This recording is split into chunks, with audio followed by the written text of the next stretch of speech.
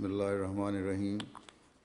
In the name of Allah, the gracious. Bismillahirrahmanirrahim. Au nom d'Allah, le gracieux, le miséricordieux. Peace and blessings of Allah be upon Assalamu you all. alaikum wa rahmatullahi wa barakatuhu. Que la paix et les bénédictions d'Allah soient sur vous tous. Like to first of all take this opportunity to thank Je voudrais tout all d'abord of you profiter de cette occasion inviting pour me vous remercier, to vous your tous, headquarters and giving me vous qui m'avez the invité opportunity dans say votre a few quartier words. général, vous qui m'avez accordé l'occasion de vous présenter As quelques the mots. head of the Ahmadiyya Muslim community,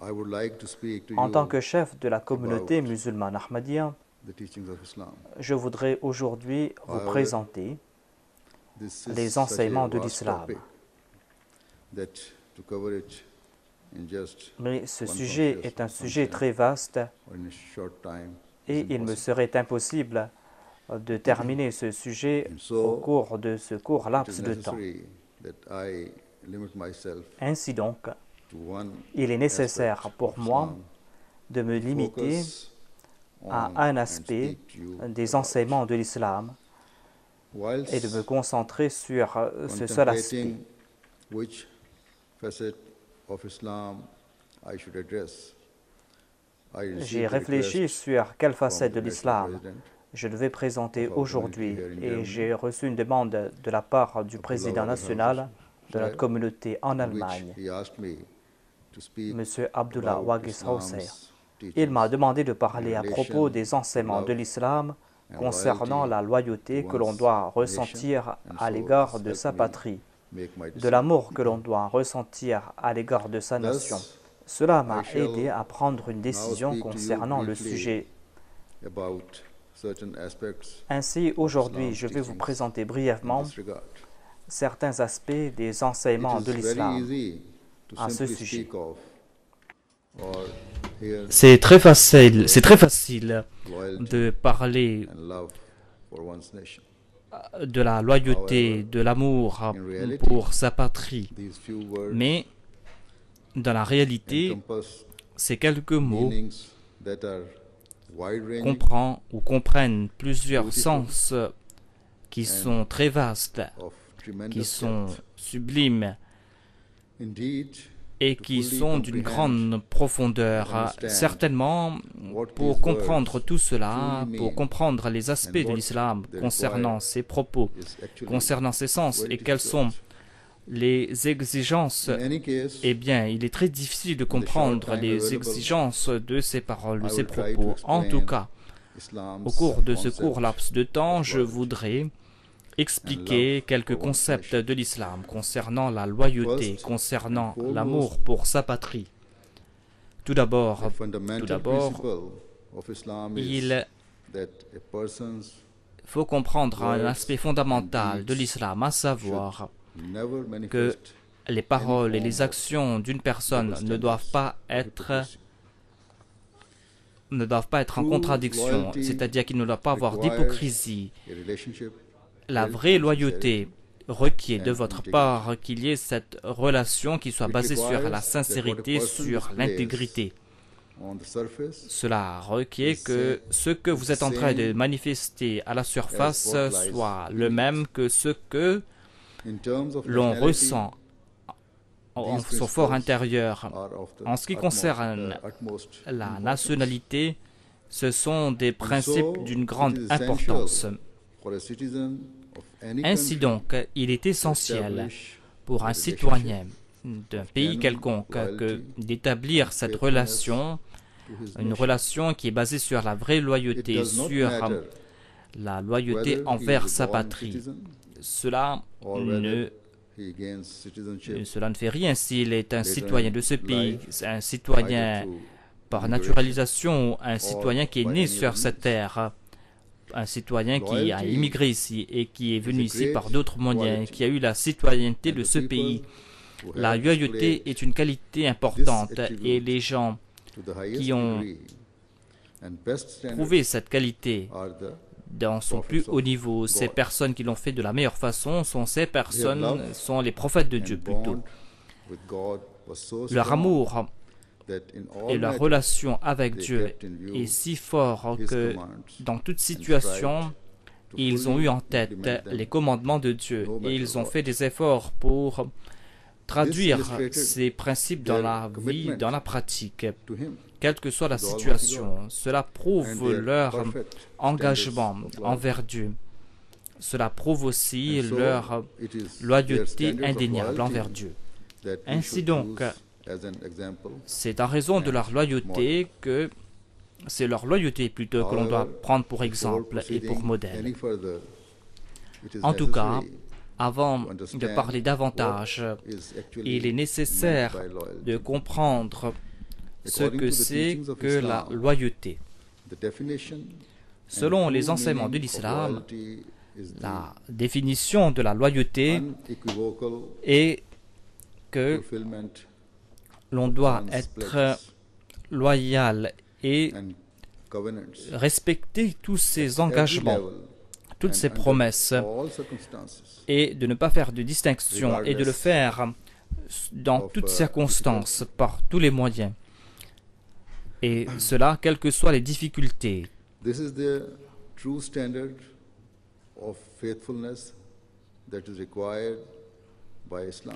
Voilà la norme que l'on doit, voilà la norme que l'islam plutôt nous demande de respecter.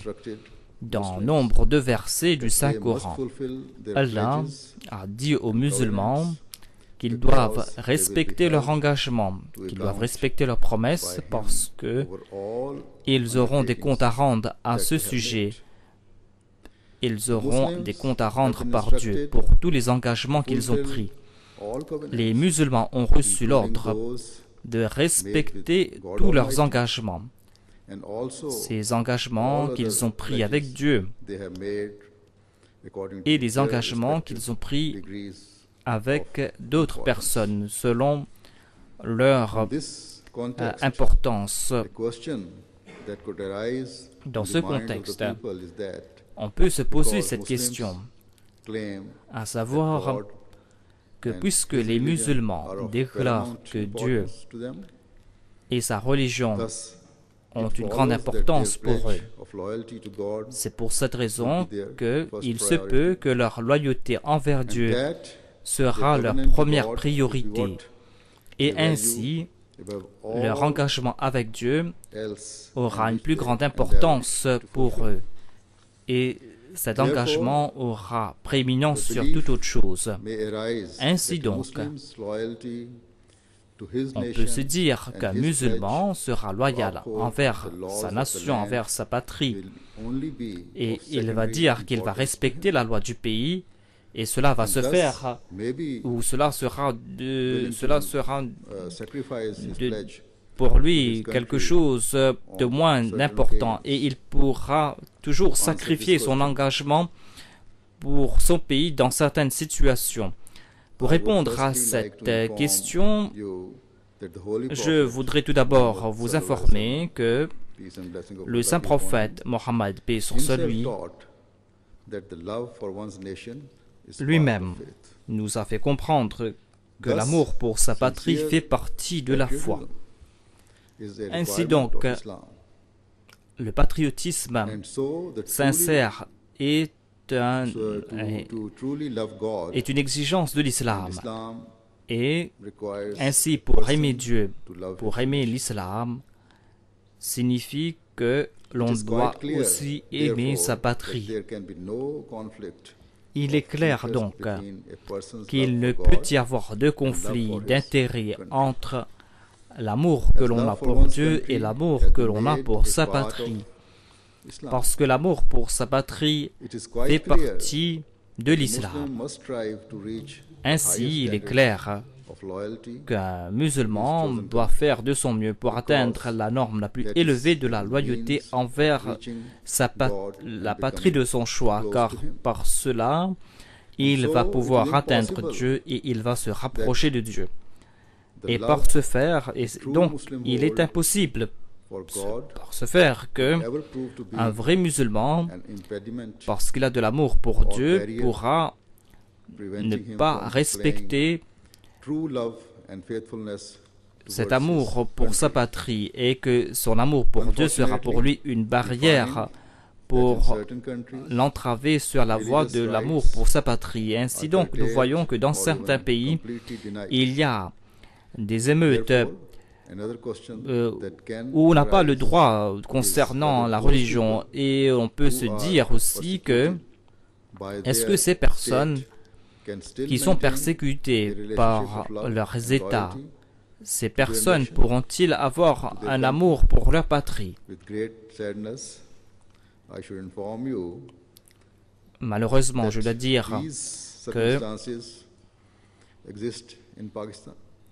de telles circonstances existent au Pakistan, où l'État a légiféré contre notre communauté. Et ces lois anti-Ahmadi sont mises en pratique. Ainsi donc, au Pakistan, tous les musulmans Ahmadis ont été déclarés par la loi comme étant des non-musulmans.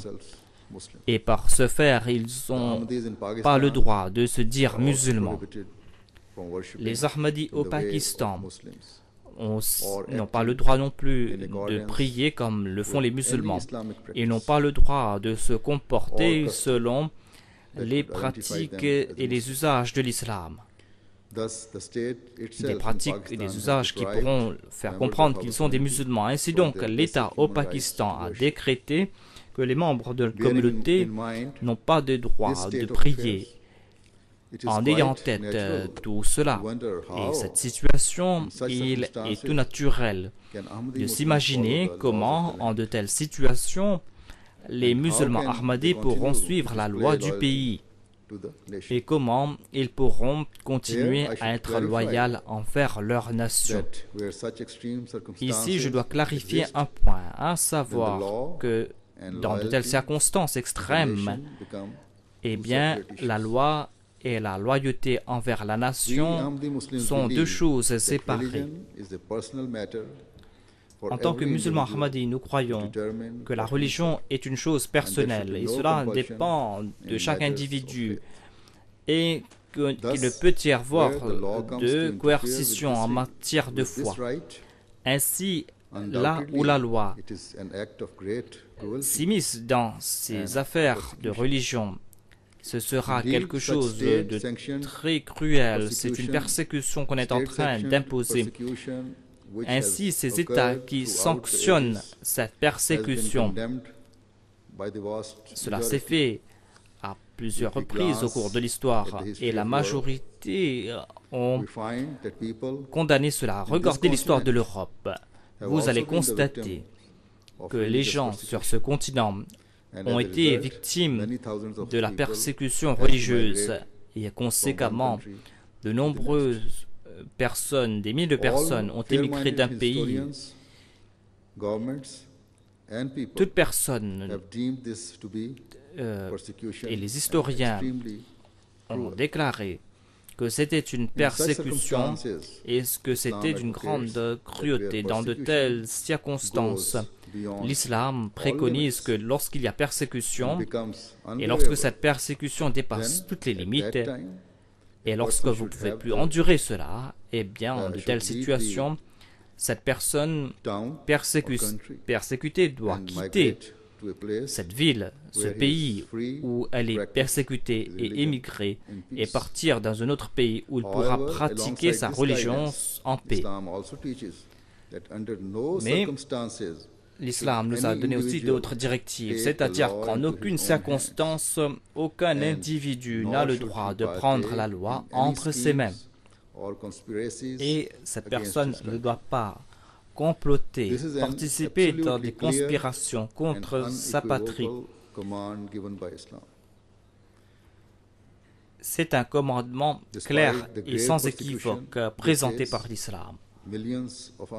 En dépit de cette persécution très grave, il y a des millions d'Ahmadis qui continuent à vivre au Pakistan. En dépit du fait qu'ils sont sujets à cette discrimination, soutenus à cette cruauté dans tous les aspects de leur vie, ils continuent à avoir cette relation de loyauté envers leur pays. dans quel que soit le domaine dans lequel ils travaillent, là où ils sont basés, ils sont constamment en train de faire des efforts pour faire progresser la nation. Pour plusieurs décennies, les ennemis de l'Ahmadiyya ont déclaré que les Ahmadis ne sont pas loyaux au Pakistan ou envers le pays, mais ils n'ont jamais pu prouver cela pour soutenir leurs déclarations. Au contraire, la vérité est que là où il y a eu un besoin pour de sacrifices, lorsqu'on a eu besoin de faire des sacrifices pour le pays, les Ahmadis étaient toujours en premier rang et ils étaient toujours prêts à faire tout sacrifice pour leur pays, en dépit du fait qu'ils étaient eux-mêmes victimes de la loi. Ce sont les musulmans Ahmadis qui respectent la loi du pays mieux que toute autre personne. C'est parce qu'ils sont de vrais musulmans, des musulmans qui suivent le véritable islam. Un autre enseignement donné par le Saint-Coran par rapport à la loyauté est que l'on doit éviter toutes ces choses qui sont immorales, qui sont indésirables, et on doit se détourner de toute forme de rébellion. Un autre aspect de l'islam est que l'on ne doit pas seulement comprendre le point final, où on ne doit pas comprendre uniquement. L'islam ne nous avertit pas concernant des choses plus graves, mais l'islam nous avertit aussi concernant des faits insignifiants qui peuvent considérer comme insignifiants et qui peuvent petit à petit nous mener vers le danger. Ainsi donc, si l'on suit les directives de l'islam, eh bien, on pourra résoudre ces problèmes avant que la situation ne s'aggrave.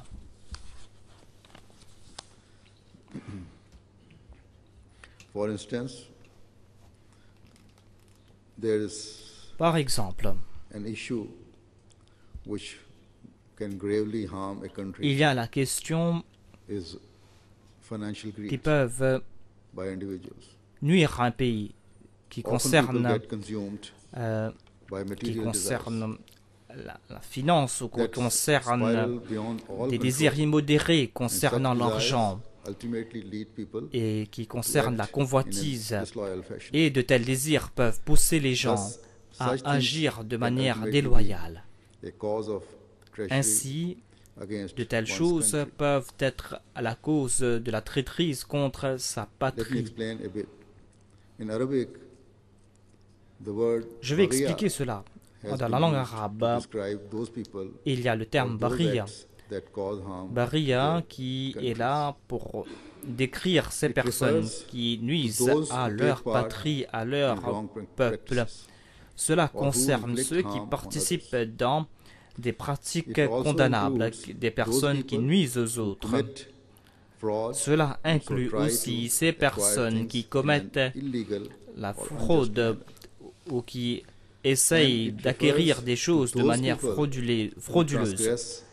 Cela concerne aussi ces personnes qui transgressent et qui dépassent toutes les limites et qui ainsi nuisent aux autres. L'islam nous enseigne que ceux qui agissent ainsi ne peuvent pas être considérés comme des gens qui vont se comporter de manière loyale, car la loyauté est liée avec les valeurs morales. La loyauté ne peut exister sans valeurs morales nobles, et ces valeurs morales ne peuvent pas exister sans loyauté. Il est certes vrai que des gens de différentes origines peuvent avoir des différences concernant leur point de vue, concernant la moralité, mais l'islam nous dit que la moralité tourne autour du plaisir de Dieu. Et les musulmans ont le devoir d'agir de manière qui plaise à Dieu. En bref, selon les enseignements de l'islam, Dieu le Tout-Puissant a interdit toute forme de traîtrise, de rébellion, que ce soit contre sa patrie, contre son État. C'est parce que la rébellion, le fait d'agir contre l'État, va nuire à la paix, à la sécurité de la nation. En bref, là où il y a cette rébellion, cela va attiser la flamme cela va attiser la flamme des troubles et cela va encourager aux étrangers de participer dans ces troubles. Ainsi, en conséquence, cette déloyauté envers votre patrie peut avoir des conséquences graves. Ainsi donc, toute chose qui pourra nuire à votre pays est inclus dans ces termes Bariya, cette Bariya que je viens de décrire. En ayant en tête tout cela, la loyauté envers sa patrie signifie que l'on doit faire preuve de patience, de montrer la moralité, de faire preuve de moralité et de suivre les lois du pays. Aujourd'hui, la plupart des États sont basés sur la démocratie. Ainsi donc, si un groupe désire changer l'État ou le gouvernement, ils doivent ou ils peuvent le faire en suivant les moyens démocratiques ou le processus démocratique. Ils peuvent se faire entendre en votant lorsqu'ils vont se présenter aux urnes. Et on ne doit pas présenter ces votes en se basant sur des intérêts personnels. Mais l'islam nous enseigne que le vote, vous devez utiliser ce vote en faisant preuve de loyauté, en prouvant votre amour pour votre pays. Vous devez voter pour qu'il y ait du progrès au sein de la nation. Et ainsi, une personne ne doit pas regarder ses propres priorités et ne doit pas regarder quel est le candidat qui pourra lui accorder quelque avantage. Au contraire, cette personne doit baser sa décision de manière appropriée, de manière équilibrée. Et par ce faire, il doit examiner quel candidat va l'aider ou va aider toute la nation. Les clés de l'État sont une charge importante. Et ainsi, on doit confier ces clés au parti, à ce parti qui va mériter cette tâche et ces charges. Voilà ce que nous présente l'islam véritable. Voilà la vraie loyauté. Dans le chapitre 4, dans le verset 159, Allah a déclaré que l'on doit confier les charges à ces personnes qui méritent le plus ces charges. Et lorsqu'on juge avec les gens, qu'on doit faire preuve d'équité et que l'on doit faire preuve d'honnêteté. Ainsi donc, la loyauté envers sa patrie signifie que l'on doit confier le pouvoir à ceux qui méritent cela. Ainsi donc, on doit le faire pour que la nation puisse progresser. Et pour que la nation puisse se mettre de l'avant. Dans nombre de pays, nous constatons que le public participe dans des grèves, dans des protestations, et il proteste contre les politiques de l'État. Et dans certains pays du tiers-monde, ceux qui protestent endommagent les biens de l'État ou endommagent aussi les biens des citoyens.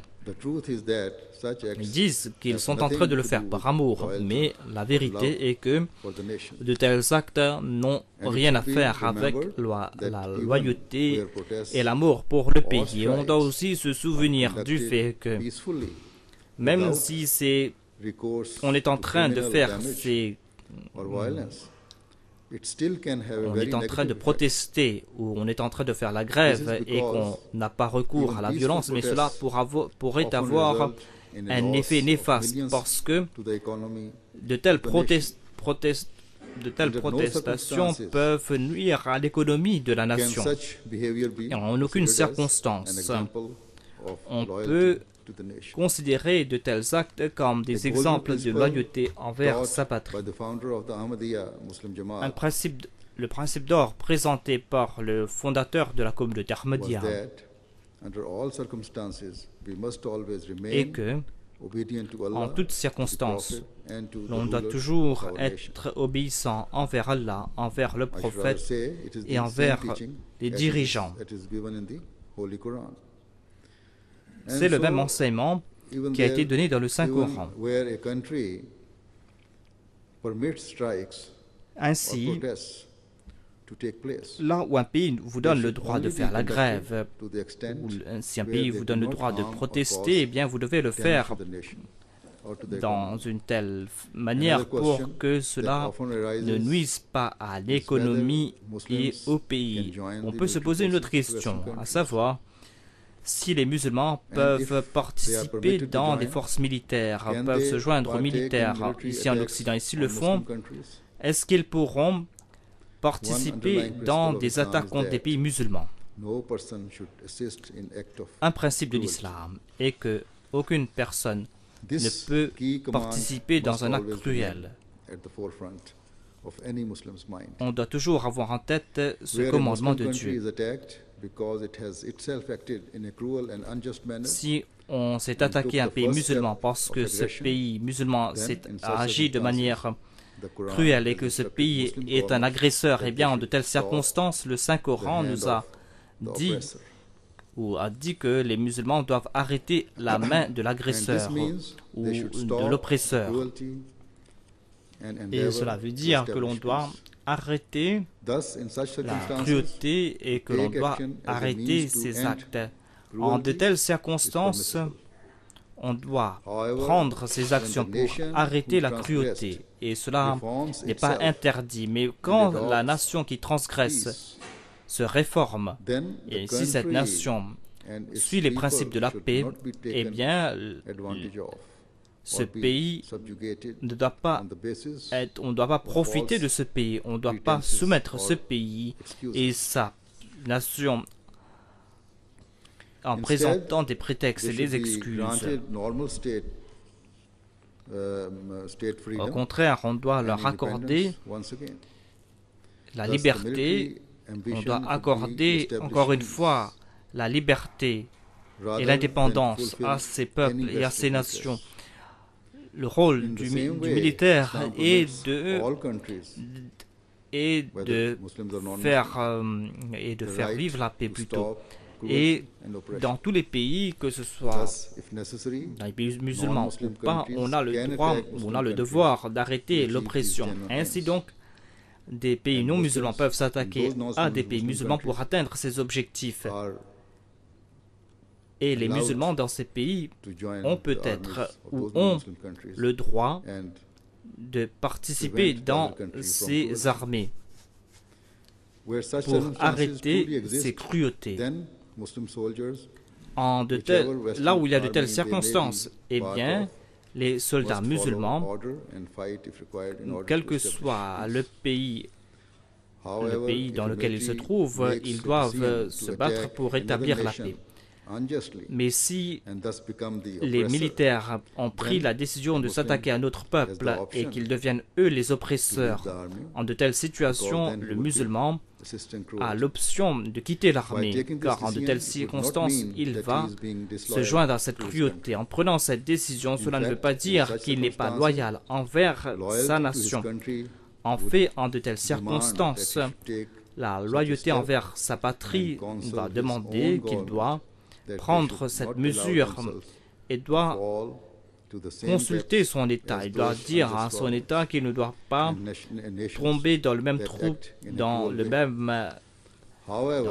que ces nations, ne doivent pas faire partie de ces États qui ont agi injustement. Ainsi donc, si votre conscience n'est pas claire, eh bien, ces musulmans doivent quitter ce pays, mais ces musulmans n'ont pas le droit de se soulever contre la loi du pays. Ils doivent quitter ce pays parce que le musulman n'a pas le droit de vivre dans un pays en tant qu'un citoyen, alors qu'en même temps, il est en train d'agir contre cette nation. alors qu'il est en train de soutenir l'ennemi. Ainsi donc, voilà quelques points ou quelques aspects des enseignements de l'islam qui guident les vrais musulmans concernant les exigences de la loyauté, concernant l'amour pour sa patrie. Voilà ce que j'ai pu vous présenter au cours de ce court laps de temps. Voilà ce que je pu vous présenter brièvement. Et je voudrais, pour conclure, que aujourd'hui nous constatons que le monde est un village global. L'humanité est proche maintenant. On est proche des uns des autres. Et les peuples de différentes nations, de différentes religions, de différentes cultures se trouvent partout dans le monde. Ainsi, les leaders de toutes ces nations doivent considérer les sentiments de leurs citoyens et de tous ces peuples. Ces États doivent faire de leur mieux pour édicter des lois qui vont promouvoir cet esprit de justice au lieu d'édicter des lois par lesquelles on va causer de la frustration. L'injustice et la cruauté doivent être éliminées. Au contraire, on doit essayer d'établir la paix. La meilleure façon de le faire est que le monde doit reconnaître son Créateur. On doit établir cette loyauté avec Dieu. Si cela se fait, eh bien, en de telles circonstances, nous allons témoigner de nos propres yeux que on pourra établir la norme la plus élevée de la loyauté. Et l'on pourra marcher sur de nouvelles voies pour établir la paix.